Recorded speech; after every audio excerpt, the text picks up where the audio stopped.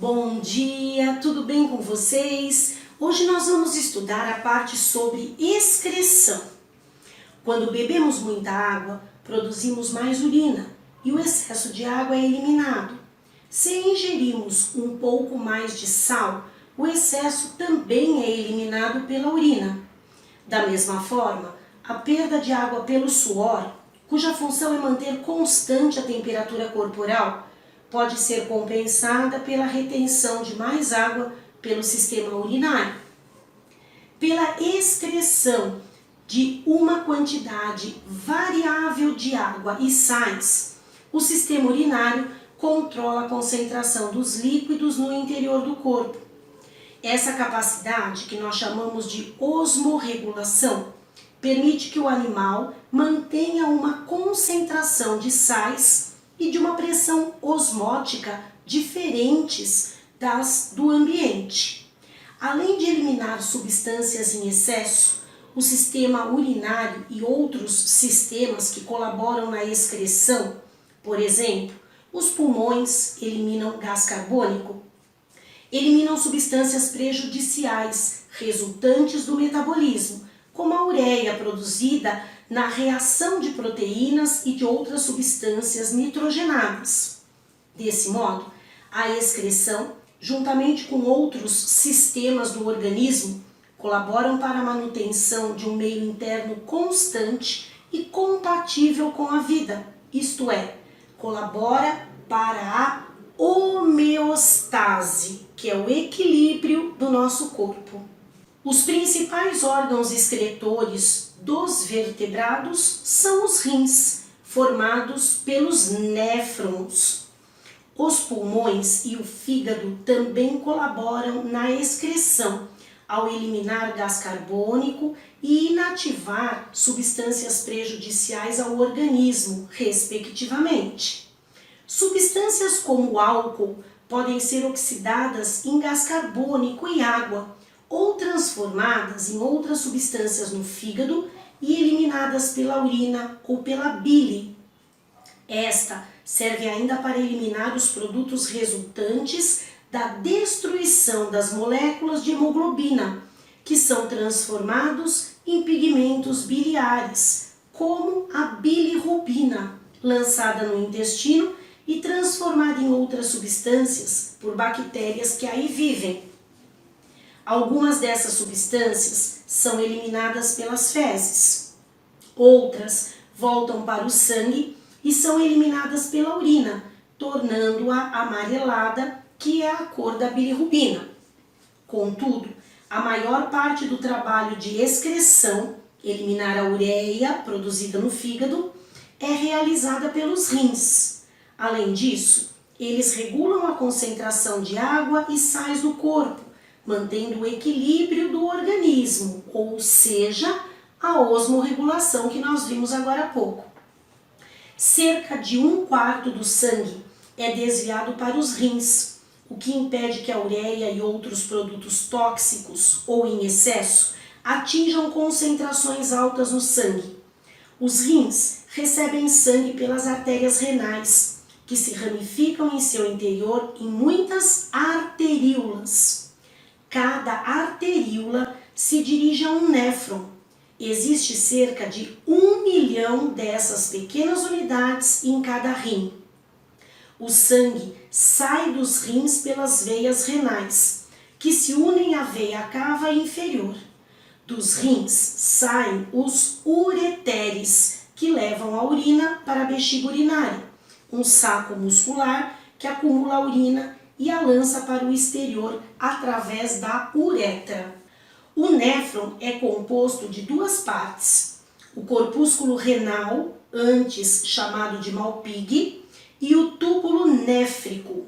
O corpúsculo é formado pelo glomérulo renal, ou de Malpighi, novelo de capilares, envolvido pela cápsula glomerular, que é uma extremidade dilatada do túbulo renal. No néfron ocorrem a filtração, a reabsorção e a secreção.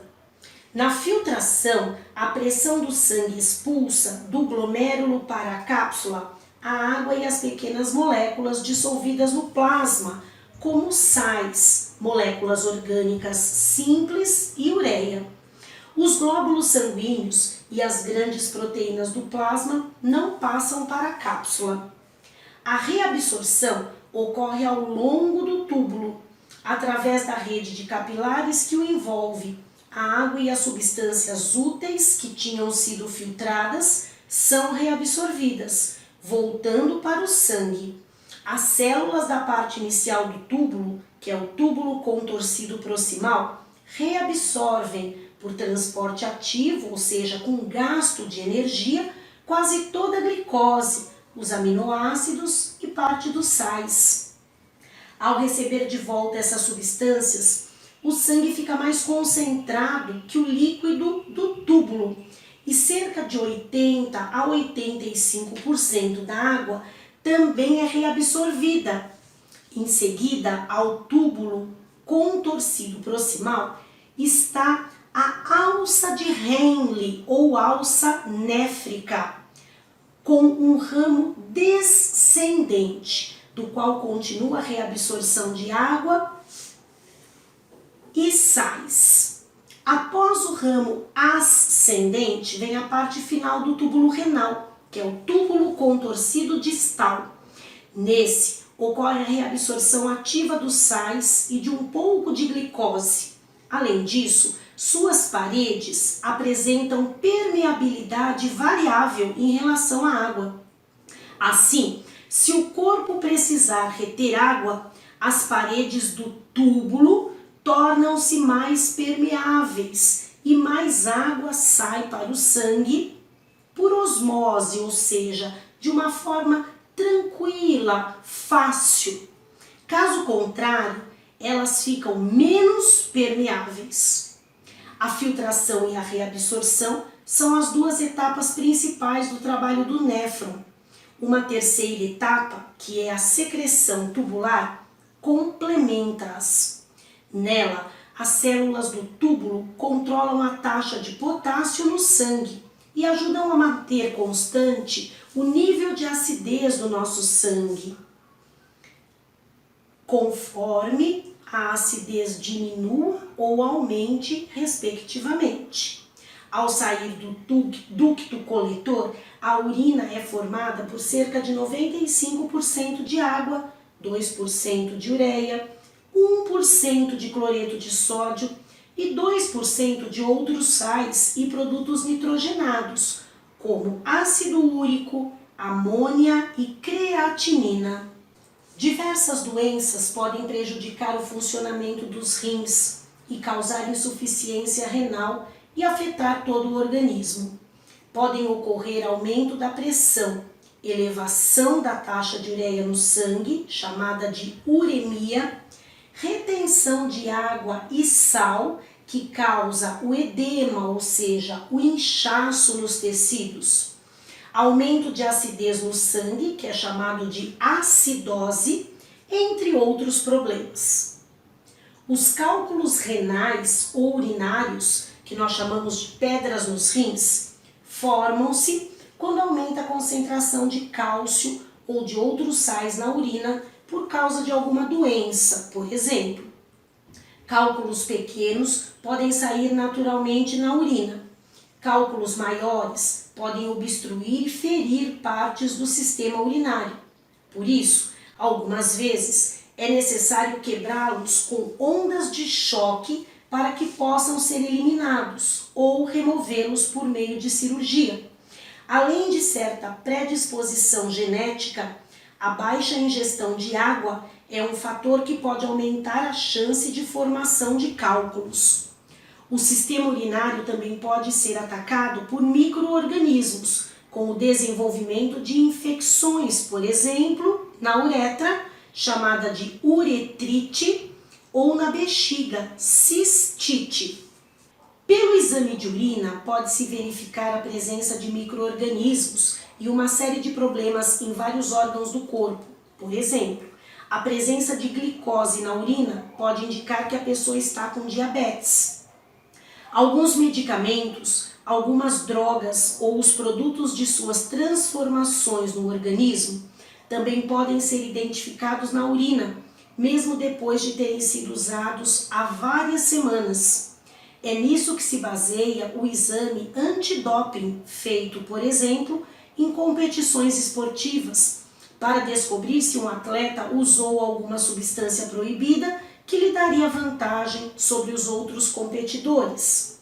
Se as funções renais estiverem muito prejudicadas, pode ser necessário recorrer à hemodiálise. O sangue do paciente circula por um rim artificial, no qual há tubos com membranas semipermeáveis, imersos em um líquido que contém glicose, sais minerais e outras substâncias, normalmente presentes no sangue. As membranas deixam passar as excretas do sangue por difusão e impedem a saída dos glóbulos e das proteínas. Como o líquido possui, na mesma concentração que o sangue, glicose, sais e outras substâncias necessárias ao organismo, apenas a ureia, o excesso de sais e outros produtos com concentrações anormais saem do sangue. Esse processo precisa ser feito em média 2 ou 3 vezes por semana para manter o paciente saudável. Em alguns casos, é necessário o transplante de rins. Bem, terminamos aqui a parte sobre excreção. Qualquer dúvida, estou à disposição de vocês como sempre. Grande beijo e até a próxima aula.